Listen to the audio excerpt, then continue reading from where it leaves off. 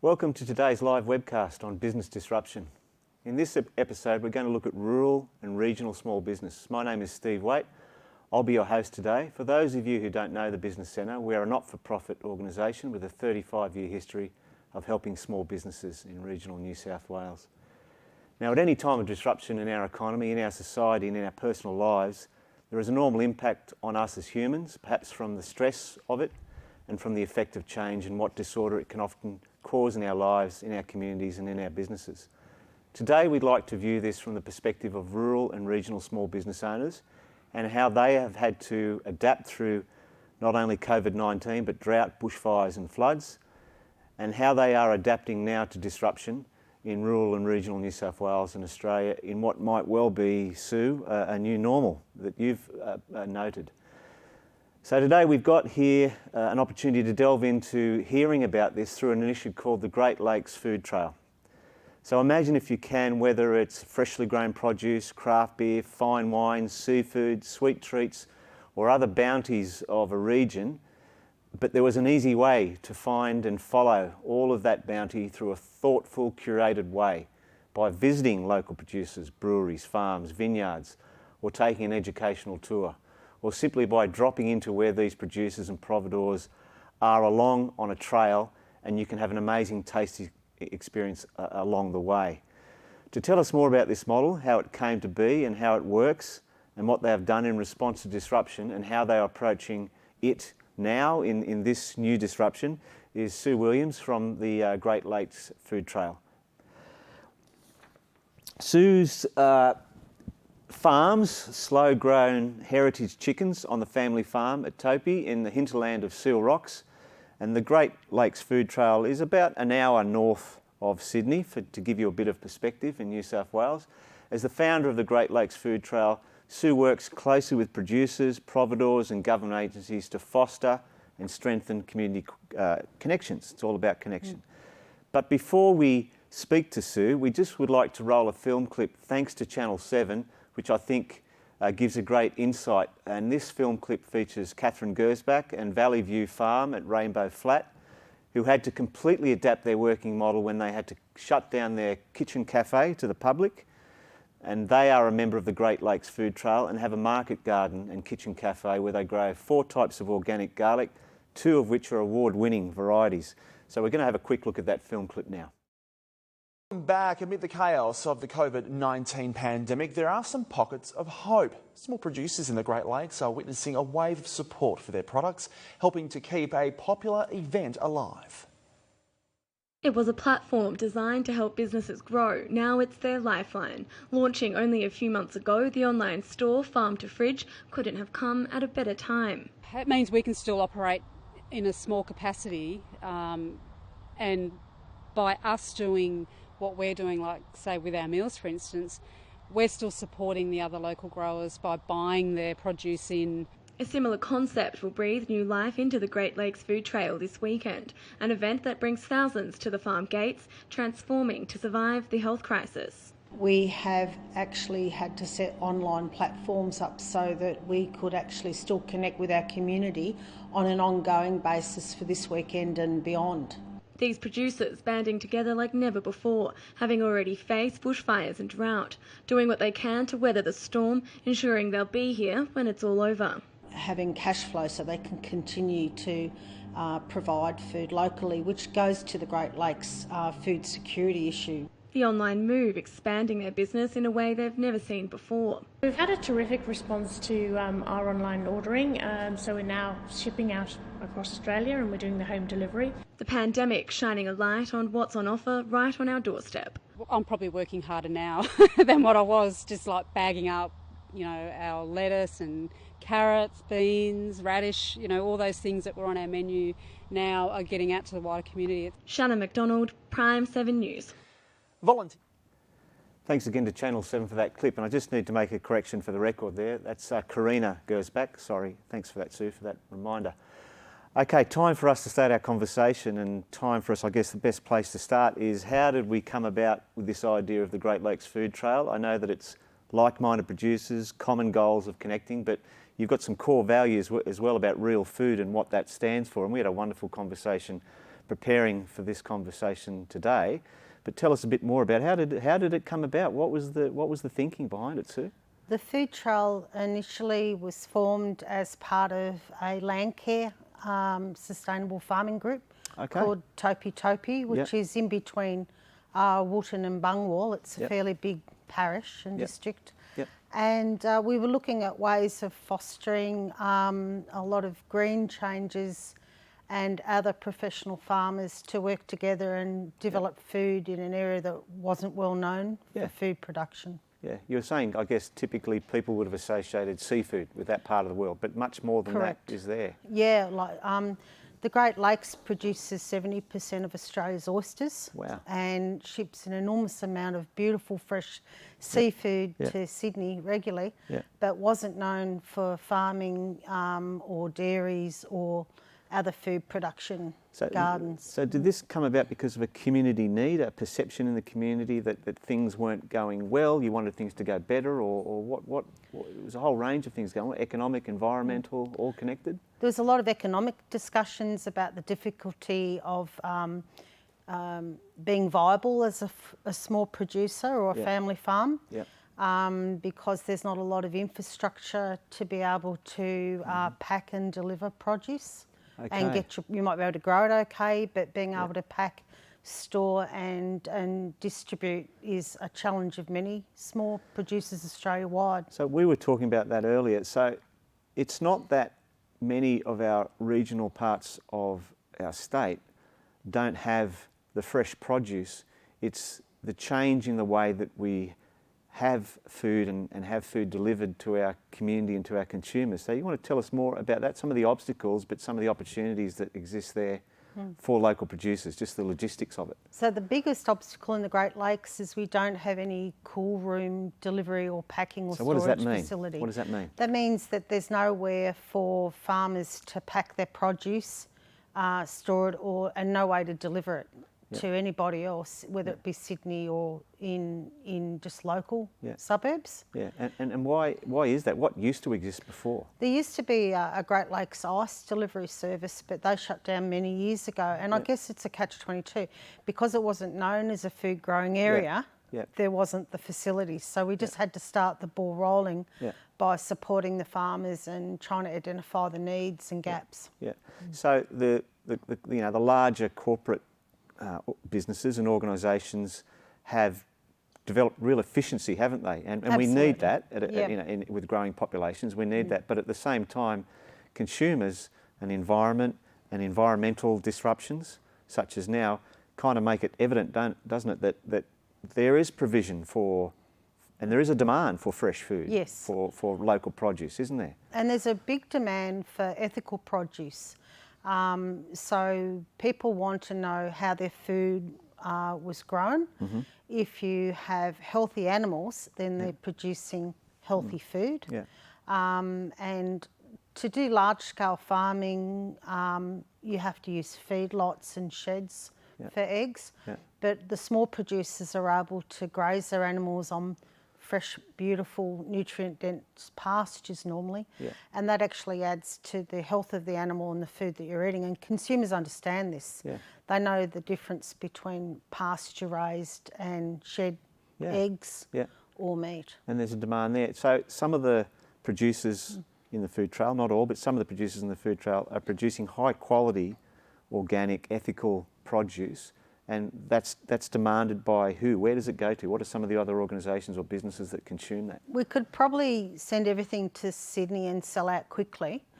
But we would like to also retain some of the produce locally so that we can make a connection with our community. So there's a lot of effort in actually raising awareness of what the benefits of pasture-raised produce are. And also we try to tackle that through education programs and online. But also be able to deliver it locally is a bigger challenge than getting it to Sydney. And I guess for you and for the food trail and for the producers, what you had to do was quickly adapt, as many of us have had to do in recent weeks, because you couldn't have your event that you normally have. Is that right? How does that event work, and what did you do to capture that back into, I guess, a web-based platform? We were going to hold our autumn food trail farm gate event, where all the producers worked together to open the farms and show people how their wine is blended, their beers crafted, and how their animals are raised. However, of course, we can often get up to 1,000 people through on the food trail. So it became obvious, I think, late January to us that there was a chance we wouldn't be able to go ahead. And after much discussion and innovation, we decided to produce an online event in April. Yeah, that's amazing. So Katrina was an example of that, Yes. and the farm, because they had a whole lot of produce that needed to find a marketplace. So they'd just come out of their best week ever for the Kitchen Gate Cafe, where they grow their own vegetables and source local pasture-raised meat and produce beautiful meals in the district at their farm. And like everyone else, they were told that the cafe had to be shut to the public. They had the choice of doing takeaway and chose not to. They wanted to focus on the farm as well. So for about 24 hours, they were just thinking, well, what do we do now? Like many other Australians were thinking.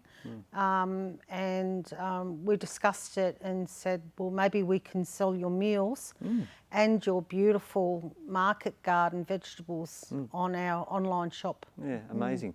Now, I'm going to ask you, how are you going and faring all this? Before I do that, just tell me some of the other partners that are part of your model. I know that there's other agencies, Landcare is one. Who are some of the other players that support the model or help you with it? We've been very fortunate. The first discussion we ever had about the food trail three and a half years ago was with local land services and Landcare and our council, tourism section. And we looked at how we could better connect as a group and a community, and that's how we were able to get support for branding and other things to get us going a bit quicker, get our brochures produced. And now we still have an ongoing beneficial relationship with those three agencies who we wouldn't have been able to do the food trail without them, not as successfully anyway. We were talking about you on the weekend. I went through the website. It's a beautiful website. It really gives you a sense of the experience, but it's also got the insights and the individual members. So people are members of the food trail. Food trail. And that's how it works. We have two types of memberships. We looked at all the other models in Australia for these kind of activities. We are, as far as we know, the only producer-run event of its type, where the producers have autonomy on how we're governed and managed. And what we were able to set up with the support of the council who did the branding, the Great Lakes Council at the time for tourism, and then a company that they worked with called Heath and Hoff helped us develop the branding and the website. So we were really fortunate there to get sponsored by both the council and Heath and Hoff. And then local land services and Landcare. Landcare helped us develop the banners that go up on the farm gate and have given us ongoing funding along with local land services for running the event each year for promotion and developing educational workshops. That's brilliant. Okay, what I'd like to do is, the question we ask everyone that we've been doing at this time with these webcasts that we've been doing is, how has this been for you, this specific event, COVID-19? What's it been like for your business, for the whole experience? How's the impact been? When it first happened, I spoke to a few farmers at some of the meetings we were having, and we were all saying how bad the drought and the fires had been, and then we knew this was also coming early on. And at the time, most of us agreed that the drought probably and the fires were going to be worse than the virus or the global pandemic, not in relation to loss of life, which is bad on all counts, of course, but in relationship to business as usual. So I sat down and I thought, 6 months ago I'm sitting in a dust storm. What am I doing on a farm? Why don't I go back to Newcastle and just, you know, enjoy my life. And then when the pandemic became evident, late January, I thought, fantastic, I'm on a farm, I'm isolated, I'm in the bush. So it's been a bit of a roller coaster road for our family and many others in the district. Farmers are often used to working on their own or just with limited numbers, so probably in that sense much easier for us to isolate and follow the social distancing requirements. In regards to supply of parts for tractors and other machinery, that's been pretty tough because a lot of that's exported. We don't manufacture very much in Australia, which is really sad. Yes, you're mentioning a small piece of equipment can hold up a whole organisation because it's not here. Exactly right, and I know they had the same problem in Sydney with the sewerage system, that they were waiting on chemicals to come in from China and the supplies were getting low. So there's vulnerabilities in supply chains that I think have become highlighted over the last six months. And also I think just working on the farm's been both glorious as well as having to consider how we operate effectively within a community that has to be locked into small houses and apartments. Yep, indeed. Okay, so one of the things I'd like to ask next is about, you know, how was the drought and fire now compared to this, and tell us a little bit about although the district that you're in was not as affected as other parts of New South Wales from the drought, in the last 18 months that was the case. So tell us a little bit about that, you know, some of the things about, you know, feed costs and other adverse effects and destocking and you know, breeding stock, the impact that has economically on a small rural business as a business. What are some of the things that you had to face and that have faced small businesses?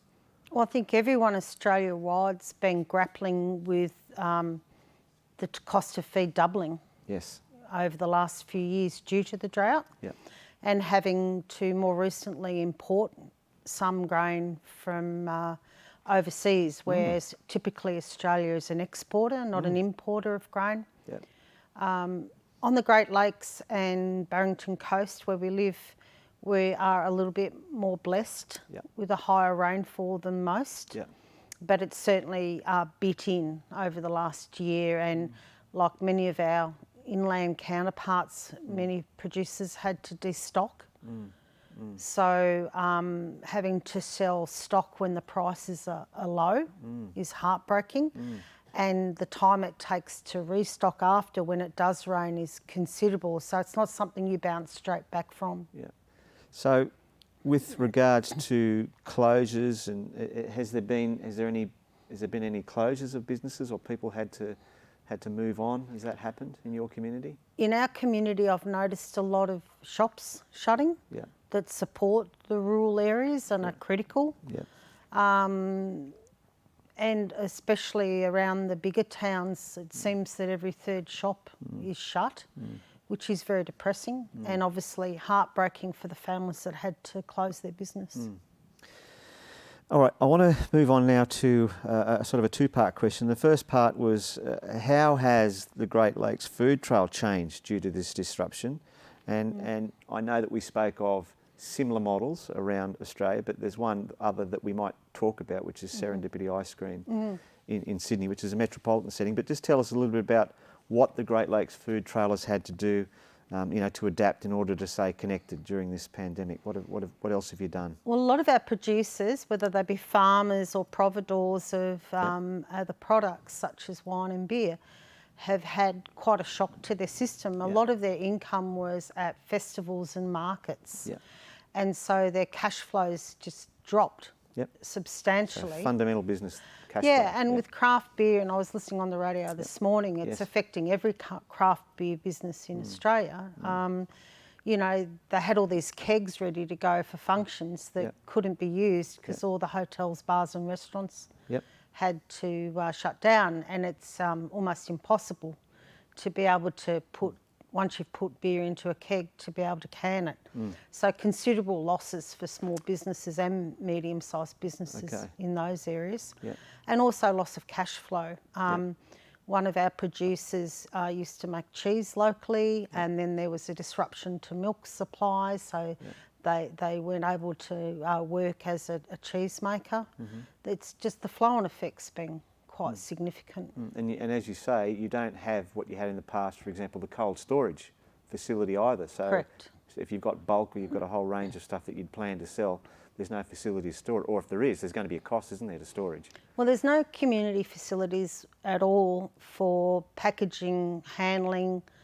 We've lost many of our abattoirs, which means that people, or farmers, sorry, have to drive 5 to 8 hours to the nearest So abattoir they've got to this process their beautiful food. produce, organic, ethically produced, of high value, but we don't have the infrastructure any longer because we've brought all that together and we have more sophisticated supply chains where you're saying some of the corporates go from all the way from seed right through to, to the customer. Yes. So, but there are some examples, aren't there, of some innovations around abattoirs and mobile abattoirs, and there are some models. Do you want to just give us a bit of a sense of how that might work or how it does work? There's some successful stories. Extraordinary Pork in central New South Wales. That farmer actually had to become a meat inspector, which took time and money away from the farm. And then he built his own facility for processing pork. And he successfully sells and distributes his pork to rural and metropolitan areas and is very well regarded. So he's had to become, he's had to expand his core business to be able to maintain the food chain, which really isn't something you could reproduce for everybody. Not everyone would have the funds and the resilience and the time to do that. Now, your particular initiative, though, with regards to the food trail, has been the farm to fridge strategy, hasn't it? So what has that been? So about a year ago, we started with the concept. A year ago, before COVID. Yeah, we started with the concept of how do we connect with the community when the food trail events, which happen 4 times a year, are not happening. Like people come to the event, they want to keep ordering the beautiful cheese from Burraduck or the beautiful lamb from Yo Farm. How do they keep doing that when we're not open? And some farmers were in a position to be able to direct sell and set up some infrastructure on a small scale to do that, and many others weren't. So we thought if we could connect weekly by offering our local community the ability to buy any produce or product from the Great Lakes Food Trail, and then the farmers themselves would pack it and deliver it on a Friday, then we would be able to still tell our story, keep connected, and importantly develop a weekly cash flow that wasn't reliant upon markets or commercial traditional shopping methods. So that had to be ramped up very quickly in January because it was really a very tiny pilot study before then. But it's great that your group had time to consider that, and the timing was fortunate, but nevertheless it's something you were looking at doing and having to do anyway. We had 3 months to prepare really before the demand for the produce escalated about 200-300%. And for Katrina, that meant that it provided a cash flow and that produce didn't get wasted. It created a vehicle in which people could rapidly change within a week to the previous pandemic model, to the post-pandemic model. It was an opportunity. All right, we've got some questions because we take some live questions along the way. Dave asks, I run a small cafe in Newcastle. Can you supply to the Newcastle area? Yes, we can. You can. There you go, Dave. Suzanne asks, even beyond this pandemic, do you believe there is a future for small-scale farms to survive and thrive by selling to direct customers? What are the blockages to this? I think we've covered some of that, but have you spoken about logistics, storage in your group? We're currently have a working party with local land services and land care and the farmers. Then we're mapping out what we're missing with a view to maybe looking at some of these grants helping a larger community than just 1 or 2 farms.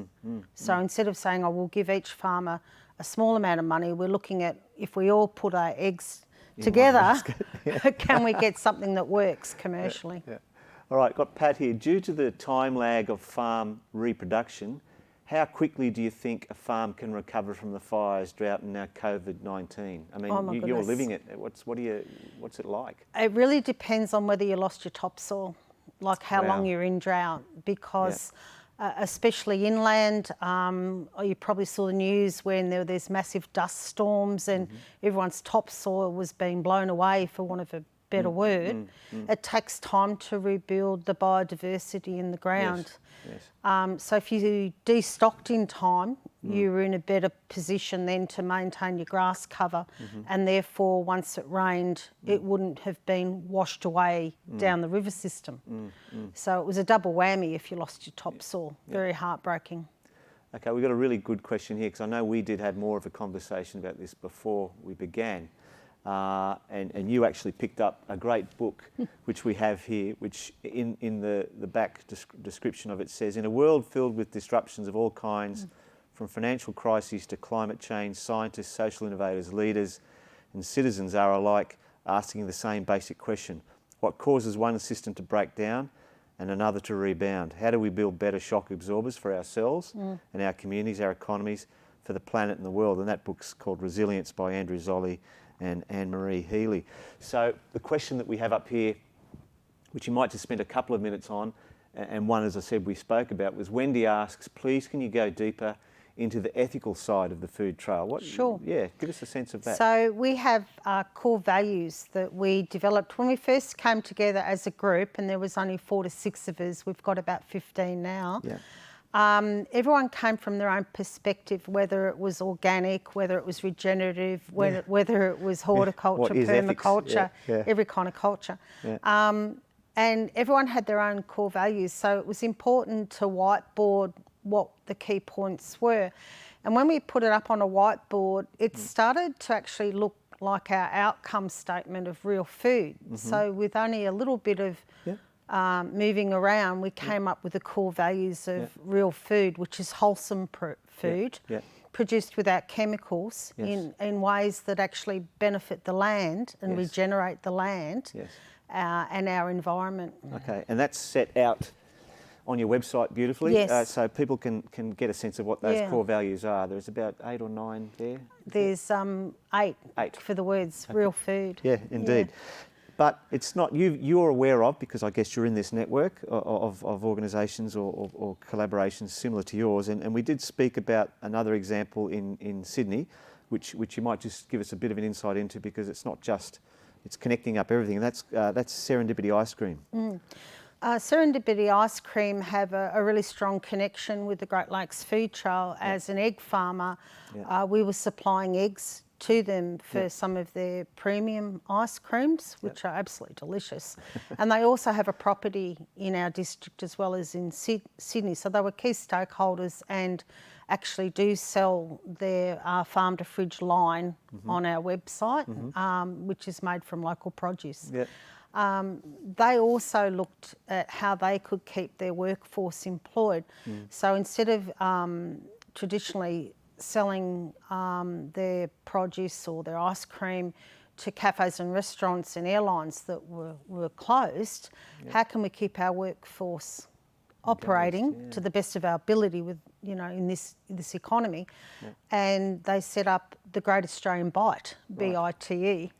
And so they are delivering their products directly to the consumer, along with other products that are made locally in their region and therefore easier to collaborate with and get their product directly to people's homes. So a connection of a type in a time like this allows for more connection of another type, and so it's a wonderful story. Now, we're talking about ethics earlier, and our next question, and we're getting towards the end of our conversation, which has been fantastic.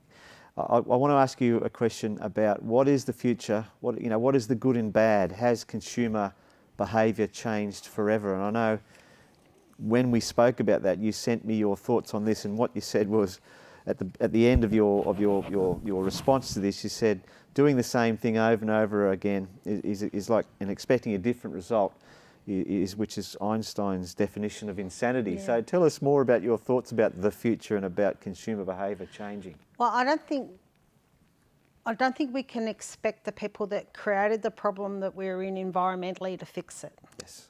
People are normally blinded to their own shortfalls. Yes. And I think it's up to the consumers that are enjoying getting back to the grassroots. Yes. And maybe putting a couple of chickens in their backyard, maybe growing a few vegetables or herbs, Yeah. saying, I really like this connection, I care deeply about my environment, and I care deeply about how my food's Yes. produced. Yes. And I think it's up to the consumers to actually maintain that desire and actually mandate it from their leaders. Yes. I believe that if we as a community very clearly articulate to the government that this is our expectation consistently, then I think the government will listen, and actually hopefully as we pull out of the lockdown, we might consider renewables instead of traditional energy resources. Yep. So it is of its nature, it is a very philosophical and ethical thing that we've spoken about with this model, with you having a property, with you wanting to run that property in a way that was responsible, that was responsive, but also it's a small business, and bringing people together and then connecting to the consumer. I think it's a good point that you make. I think it's really important for other communities to do what works for them and find like-minded people and work together where possible. There has to be that desire and appreciation of what each other does to be able to support each other. But I do know that together as the Great Lakes Food Trail, we're stronger than as individual producers. And that's the point that you made to me. The Great Lakes Food Trail has no ambition to go global, but you are very much of a view that you're willing to share for other regions of the model, and people can contact us about that and we can put them in touch with you. But it's about connection of small business, produce, community and environment all together, isn't it? And then I guess the part that we haven't really resolved yet, but you said you guys are beginning to look at it, is the infrastructure, if you like. You know, the ice, the storage, the logistics, the transport, that type of thing. And as we spoke about, the security, the food security element of this has come to the fore, hasn't it? You had some thoughts about that as well. Yeah, I think food security and food resilience, they really are important no matter what adverse event we're facing, whether it's fire or drought or virus or floods, and we've experienced them all. Yes. And it's really been Indeed. a tough 5 to 6 years for many producers. And I'm sure most consumers would prefer farmers to keep farming and not have to import food from overseas. So I think it's important for local areas to develop their own resilience and work with their local key stakeholders. And if there's any way we can help people by showing what we did right and wrong in the beginning and what our learnings are, then be really happy to do that. Because I think there's a place for supermarkets and there's also a place for Australian farmers. Yes. But quite often they're different models. Yes, indeed. The farmers need to have some control over the price point and not be locked into untenable situations where they're only earning $2 an hour to farm. We had a conversation about that off air, and it's a whole other area, maybe something we can come back and talk about at another time. Now, I know that you were hesitant to say that you had all the tips for success, but it's something that we do ask each guest speaker to do towards the end of our conversation. So would it be okay if you just guide us through what you would see for you as 5 top tips for rural and regional businesses to survive COVID-19 disruption? Well, once you know what your core product is and what your points of difference are, it's very important to get your message out on multiple forums. Like, I'm not particularly good on social media, but there's some other clever lady called Yo who runs Yo Farm with her family that is. And so we rely on each other to fill those gaps. So just because you can't use social media doesn't mean someone else can't help you. Conversely, someone else might be good at looking through what the food safety and security requirements are with governments. There's places that help, like the business centre here. Yes, yeah. And there's also a lot of support in joining Landcare Yes. and being an active member of local land services too. Okay, and your next one was find ways to connect and stay connected. Yeah, A little bit. staying connected's difficult because quite often when you have a quick success, like I'm sure in March everyone saw, look, can you sell me a whole cow? Well, actually no, but this is what we can do and where you can get the product. So we went through this splurge of cash that people were trying to get meat because they perceived that the Australian food supply system would let them down, and had there not been panic buying, they probably wouldn't have seen that as a problem. And it's settled down now, which is great. But I think it's very important to understand that it's a roller coaster ride with produce. You're going to have different sorts of problems each week as a producer, and coming up with systems that help you stay connected and help you get your message out in multiple forms is really important. Okay. What works this week might not work next week. Indeed. Well, there's so many changes. There's different phases, and we may bounce back or go forward. Okay. Next one was find ways to adopt to increasing social changes. That's a really difficult one because the changes are quite rapid or have been this year. And I think we're used to slower and incremental changes in agriculture, but lately it's been rapid. So I think what we have to do is have a plan that is covering business continuity and resilience so that we have more than one avenue to sell our produce. Like, it would be terrible if everybody wanted to sell everything they made just on farm to fridge, for example. It's much better if they have their own customers, or they might sell to a shop in Sydney or Newcastle, and that they have multiple outlets for not only promotion but actually selling their product. Practice, a diversified customer base. Because if you only sold to restaurants in the last 3 months, then that would be very nasty. Indeed. So you need more than one customer profile. Good tip. And 4, find ways to remain flexible. It's really important that you don't say, you know, everything's bad, everything's terrible, and adapting takes time, but there's no value in dwelling on the past because quite possibly any of the traditional models of the past aren't going to bounce back. And so if you can be flexible in your thinking and do a bit of research and talk to what other people are doing, find other groups that are willing to help, then I think you can adapt to what will be a different future.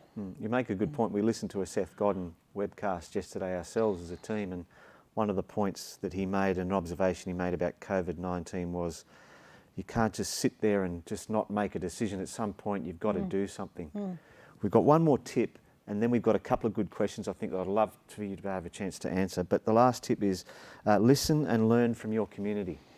So you might think you've got a great idea to do something, and I've been guilty of this in the past. That'll work. That's a great idea. Let's do that. And it just falls flat. And then you have to actually find out why. Because otherwise you can't evolve and adapt to come up with what your community actually wants. No, good point. Okay. I'm going to look at a couple of these questions, Sue. Jen asks, what is the relative cost difference between producing food in this ethical way versus how food is currently commercially produced? And can you shed light as to why it costs more? Yeah, that's a great question. I can talk to chicken. We're producing slow-grown heritage chickens that were costing us $5 per one-day-old bird to buy off a producer, and there's only a couple of producers in Australia that do this and do it well. And you grow those birds for 12 weeks instead of 6 to 7 weeks. On grass, which means you're constantly moving them to regenerate the fields, and as opposed to a shed where you can completely manage the environment provided the power doesn't fail. And so there's more costs, more time, more labour involved. And then you're limited to abattoirs There used to be 2 abattoirs open to the public in Victoria. Now there's only 1 for the entire state. And we're lucky. We have an abattoir in the Hunter Valley that we can use, and another one up near Port Macquarie. Yeah. So we're a bit better off than Victoria, but still very vulnerable to that problem. Yeah. And it costs, on a commercial basis, $5.50 a bird to Yes. process. Right. So you're already up to $11 before you even start Yeah. growing the chicken. So tell me, just even with your business model, given that you've got that limited production access with regards to the abattoir, I guess they have a bit of a call over you, even for negotiating when you can get your birds there and when their line is available. How does that work? You have to develop relationships with the people that offer a service that's not widely available, and it's give and take in the relationship, and often as a new producer it's very hard to do that because you think everything's going to go the way you planned it, and you know, you might get a 45-degree day in November where the wind blows hot for 5 hours, and it's very difficult on the animals. You might turn up at the processing facility to find out that everybody else has turned up and it's an 8-hour wait, so you've got to go and come back again. Or you might just find that they've decided to close and not tell you. Yeah. You turn up and go back. So I think on a small scale it's quite understandable why we need traditional commercial food processing and supplies, and they've got a very valuable place in Australia, and we're very lucky that we have overall good clean food from multiple sources. Okay, I'll take one more question here. We're going to have to close. We can have an ongoing conversation after this that we'll put up on an extras. But Cheryl asks, I live on the Central Coast. Any advice on starting a great Central Coast food trail? I have a talk with Landcare, and also look for other producers that are interested in collaborating as a means of educating the community about the produce that you make. I think the community are interested. Yes. It does take a little time to work out a model that suits your area, which will be different than our model because everyone has their own needs. Yep. Okay, Sue, you've been amazing and so generous with your time. Thank you so much. I've been a consumer of products from the trail. I have some gin, Farmer's Wife gin from up that way. Bought it from the shop, and we have some wine. So I very much recommend the experience. So thank you so much. We really appreciate it, and we would love to have you back at another time. You're very welcome. Thank you for the opportunity. No, you're welcome. And I know before we go, we might just do a little plug for the cleansing hand gel. Do you just want to tell us a little bit about that? Wild Temple produce perfume, soaps and bath products. And during the early stages of the pandemic, no one could get sanitizer. So April decided to start making her own hand gel, which was above the minimum standard of 70% alcohol, but also made with beautiful local oils. And a great adaptation. I think we had that out for sale very quickly. Indeed. And just one of the many ways producers can adapt. Yeah, indeed. Okay. So first of all, I've already thanked Sue, but I'd like to thank her again. If you'd like to contact Sue, as I said earlier, please reach out to us and we'll forward details on to Sue, and she can share a little bit about your model and how it operates and some of the partners that can be able to assist. If you want a subsidised business advisory session, by the New South Wales Government's Business Connect program, please Google Business Connect and you'll easily be able to find someone in your area who can provide wonderful support with a business advisor through Business Connect, a great New South Wales Government program. If you want to contact us at the Business Centre, please Google the Business Centre or email us at reception@businesscentre.com.au.